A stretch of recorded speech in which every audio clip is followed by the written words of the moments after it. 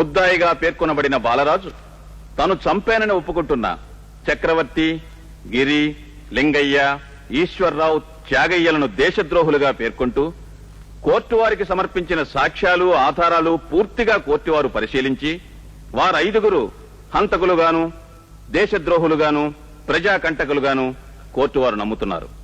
కానీ అంత మాత్రాన చట్టాన్ని తన చేతుల్లోకి తీసుకుని వారిని బాలరాజు హత్య చేయటం పట్ల కోర్టు వారు నిరసిస్తూ బాలరాజు క్రియని వ్యతిరేకిస్తున్నారు.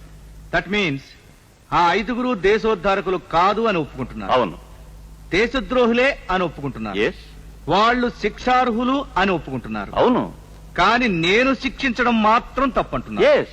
మరైతే వారిని ఎవరు శిక్షిస్తారు యువర్ ఆనర్? న్యాయస్థానం. ఎప్పుడు శిక్షిస్తుంది? వాళ్లను దోషులుగా పట్టుకుని నువ్వు కోర్టుకు అప్పచెప్పినప్పుడు, సాక్ష్యాధారాలు వాళ్లను దోషులుగా నిర్ణయించినప్పుడు. ఇప్పుడు నిర్ణయించారుగా యువర్ ఆనర్. కానీ వాళ్ళు ఇప్పుడు ఇక్కడ లేరుగా. ఉంటే శిక్షించే వాళ్ళేనా? తప్పకుండా. దేనికి నవ్వుతున్నావు? యువర్ ఆనర్, వాళ్ళు ఎన్నోసార్లు నేరస్తులుగా ప్రభుత్వం దృష్టికి వచ్చారు. కానీ వాళ్లే ప్రభుత్వమై తప్పించి తిరిగారు. ఇప్పుడు ఈ న్యాయస్థానంలో వాళ్ళు నేరస్తులను రుజువైతే మాత్రం తప్పించుకోలేరంటారా యువర్ ఆనర్? నో. న్యాయానికి పేద ధనిక తారతమ్యం లేదు, పెద్ద చిన్న వ్యత్యాసం లేదు. వాళ్లను కోర్టుకు అప్పగించి ఇప్పుడు నువ్వు ఇచ్చిన సాక్ష్యాధారాలు అప్పుడే ఇచ్చి ఉంటే ఈ పాటిగా ఐదుగురిని శిక్షించి ఉండేవాళ్ళు. Thank you your honour. ఆ ఐదుగురిని బాలరాజు తనకి తనుగా చంపకుండా పట్టి తీసుకువచ్చి మీ న్యాయస్థానానికి అప్పగించి ఉంటే ఆ ఐదుగురిని మీరు శిక్షించి ఉండేవారు కదూ యువర్ ఆనర్? అప్పుడు బాలరాజు నిర్దోషి, అతన్ని విడుదల చేస్తారు కదూ యువర్ ఆనర్? అవును. ఆ ఐదుగురిని బాలరాజు చంపలేదు.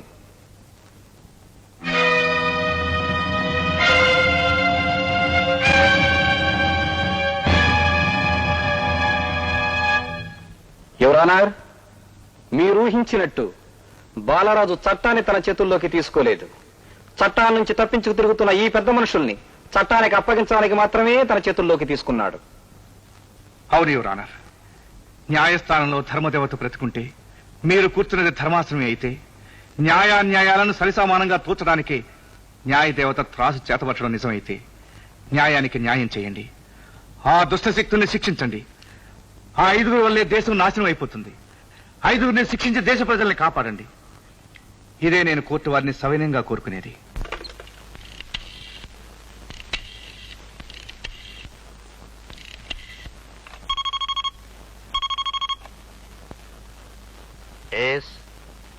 మీకు ఆ భయం అక్కర్లేదు. అవన్నీ నేను చూసుకుంటాను.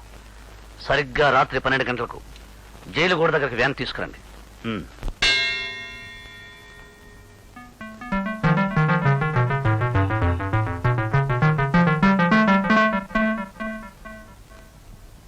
చక్రవర్తి, త్యాగయ్య, గిరి, ఈశ్వర్రావు, లింగయ్యలపై ఉన్న నేరారోపణలు, వాటికి దొరికిన సాక్ష్యాధారాలను బట్టి వీరిని అపరాధులుగా కోర్టు వారు నమ్ముతున్నారు.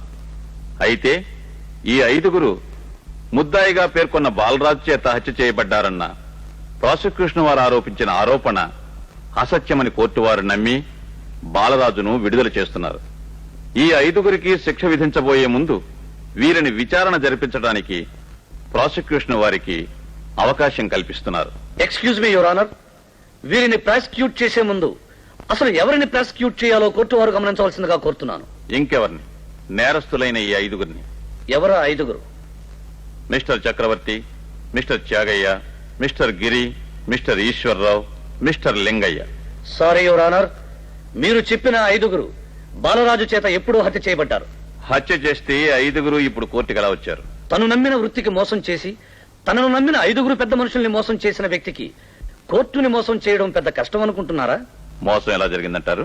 ఏముంది, ఈ ఐదుగురు ఆ ఐదుగురు కాదు. మరి ఈ ఐదుగురు ఎవరు? అంటే అదే పోలికలతో ఉన్న వేరే ఐదుగురిని కోర్టుకు తీసుకొచ్చారంటారా? You are right sir. అదే పోలికలున్న ఐదుగురు దొరకడం సాధ్యం కాకపోవచ్చు, కానీ అదే పోలికల్లో ఐదుగురిని తయారు చేయటం కష్టం కాదు. పోలికలా? Yes your honour. కోర్టు వారు అనుమతిస్తే ఈ ఐదుగురి అసలు రూపాలను మీ ముందే బయటపెడతాను. Yes, you can proceed.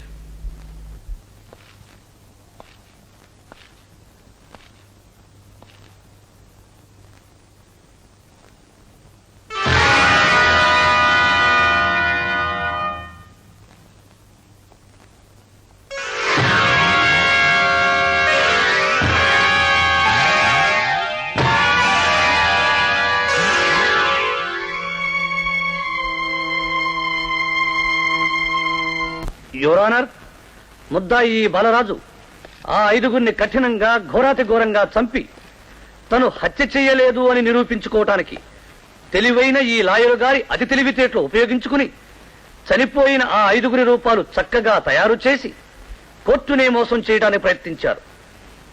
So your honour, ఇప్పుడు చెప్పండి, ఆ ఐదుగురిని ఈ బాలరాజు హత్య చేశాడంటారా లేదంటారా? కోర్టునే మోసం చేయడానికి ప్రయత్నించిన ఈ ముద్దాయికి కఠిన శిక్ష విధించడం న్యాయమని న్యాయమూర్తులకు మనవి చేసుకుంటున్నాను. ఏమిటి కాల్సో అంత సజ్జన లేదా? నైట్ టైం అవుతుంది, తొందరగా కనివ్వండి. కమాన్ కమాన్. కదిలేరంటే కాల్ చేస్తాను.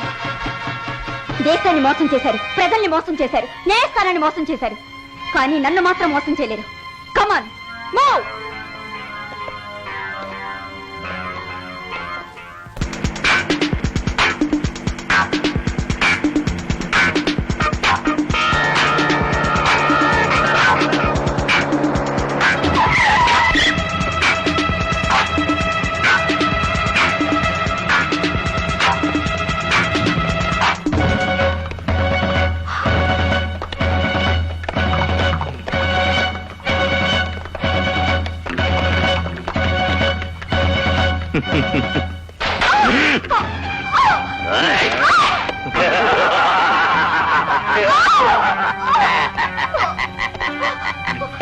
ఏమ్మా వీర పెప్పులు రాడివా? రుద్రమదేవి నువ్వు? ఝాన్సీ రాణివా నువ్వు? ఎక్కడ ఏది జరిగినా దాన్ని పేపర్లో రాస్తావా? నీకెంత ధైర్యమే?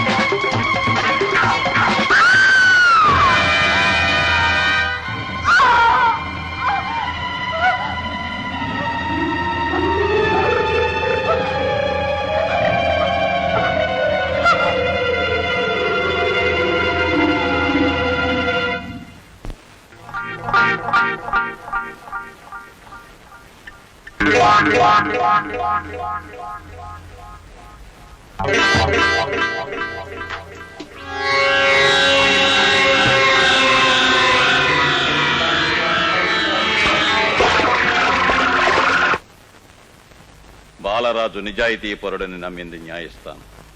కానీ అతను న్యాయస్థానాన్నే మోసం చేశాడని తెలిసాక న్యాయస్థానం అతన్ని క్షమించదు. అందుకే అతనికి 301, 302, 302 ఏ సెక్షన్ల ప్రకారం ఉరి శిక్ష విధించడమైనది.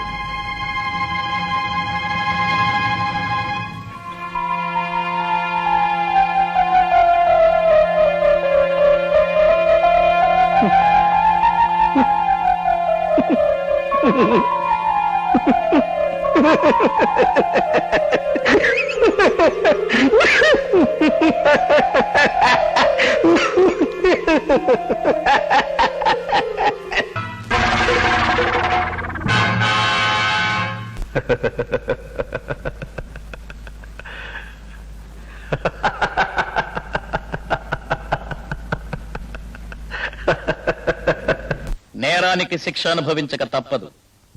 కానీ నేరస్తులు న్యాయస్థానానికి ఆధారాలు లేకుండా చేసి తప్పించుకున్నారు. వాళ్లను శిక్షించడానికి ఒకే ఒక్క ఆధారం బాలరాజు మాత్రమే. అందుకే ఆత్మసాక్షి ఆధారంగా దుష్టుల్ని శిక్షించాడు, శిక్షకు బద్ధుడయ్యాడు. అందుకే నేరం చేసి శిక్ష పడకుండా తప్పించుకునే దుర్మార్గుల్ని సంఘం విడిచిపెట్టరాదు. వాళ్లను వెన్నంటి సాక్ష్యాలు ఆధారాలు కోర్టుకు అందజేయాలి. అప్పుడే న్యాయానికి న్యాయం జరుగుతుంది.